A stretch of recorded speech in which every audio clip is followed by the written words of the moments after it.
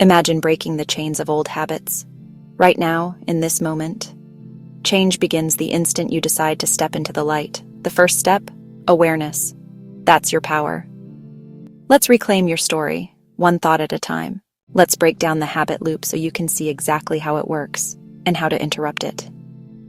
It starts with a trigger, something you see, feel, or think.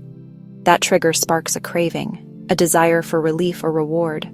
Next comes the action, the habit itself, like grabbing your phone or eating a cookie. Finally, you get a reward, a feeling of pleasure, relief, or distraction. This reward reinforces the loop. The more you repeat this loop, the more automatic it becomes. But here's the key. Awareness lets you pause and choose a different action. When you notice the trigger and craving, you can interrupt the loop and create a new habit, one that serves you better. So, if these habit loops are running on autopilot in the background of our lives, how do we ever hope to change them? The answer is simpler and more profound than you might imagine. Awareness is the act of turning on the light in a dark room. For so long, you've been navigating the room of your habits by memory, bumping into the same furniture, stumbling over the same clutter. Awareness is flipping the switch. When you feel the pull of an old habit, instead of immediately giving in or trying to white-knuckle your way through it, you simply pause. You take a breath, and you watch. What was the thought that just happened? What am I feeling in my body right now? What is this craving really asking for? You are stepping out of the role of the actor who is swept up in the scene and becoming the director, who can see the whole picture. This simple act of noticing is incredibly powerful because it creates a space. It inserts a pause between the thought cue and the automatic action. In that space, that tiny moment of conscious awareness, lies your freedom. You are reminding your brain that the autopilot is off and the conscious pilot is now at the controls. All you have done is notice it. And yet, everything has already started to shift. You have taken the first and most essential step from being a passive participant in your life to being an active, conscious creator of it. All you have done is notice it. It's not you, it's just a thought passing through. That is where your power to choose is reborn. Now that we have our light of awareness turned on, we can get practical. The first step is to learn how to catch the thought at its source. Be present. Check in with yourself throughout the day. What am I thinking right now? What story is my mind telling me? The first step in actively changing your mindset is to learn how to catch the thought at its source. This is like being a goalie in a soccer game. Your job is to spot the ball, the trigger thought, the second it's kicked, long before it gets anywhere near the net. To do this, you have to be present and paying attention. It means checking in with yourself throughout the day. What am I thinking right now? You mentally say to yourself, aha, there it is. The thought that I should check my phone. You don't judge it, you don't fight it, you just name it. Step 2 is to get curious and question the thought and the craving that follows. You become a gentle investigator, asking simple but profound questions to understand what's really going on underneath the surface. Remember, the habit isn't about the action, it's about the reward your brain thinks it's going to get. Ask yourself, will this action actually give me what I'm looking for? And how will I feel afterward? How do you really feel 10 minutes after you've eaten that cookie out of stress? Or an hour after mindless scrolling? You are essentially updating your brain's database. Your brain has an old file that says, cookie equals feel good. You are now showing it new evidence that says, cookie equals feel good for 30 seconds, then feel bad for 30 minutes. When you do this consistently, the craving starts to lose its appeal.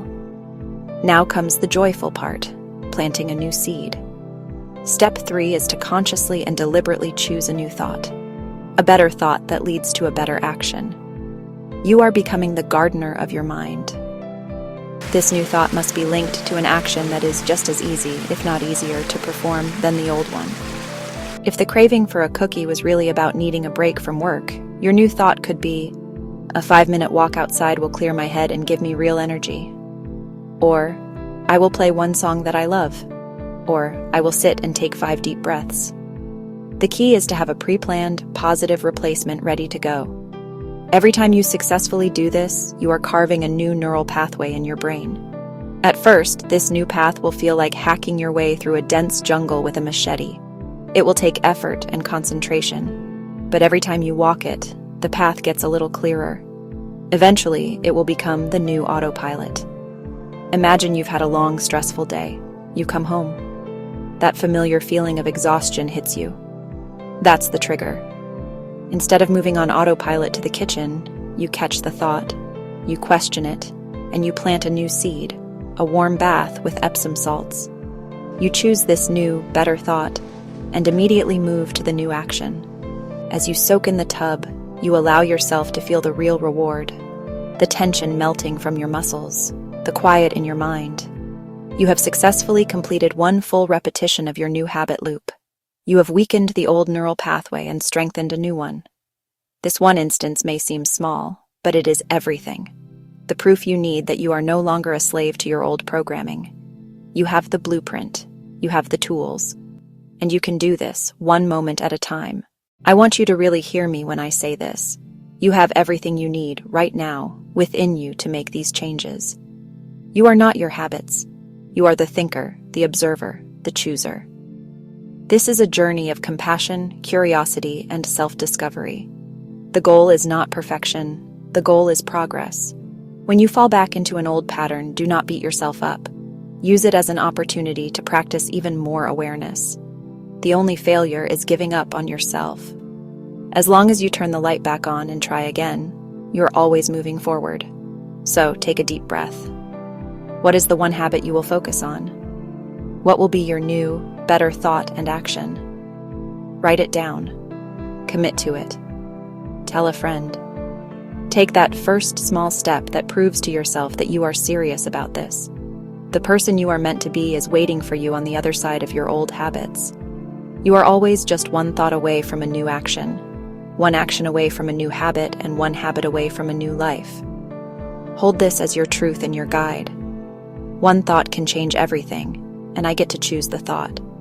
Now go and choose wisely. I have the power to shift one thought and with it, my entire habit. If this helped you, please like, subscribe, and share. Comment below which habit you'll start with. I'd love to hear. Thank you for watching. Go gently. One thought at a time.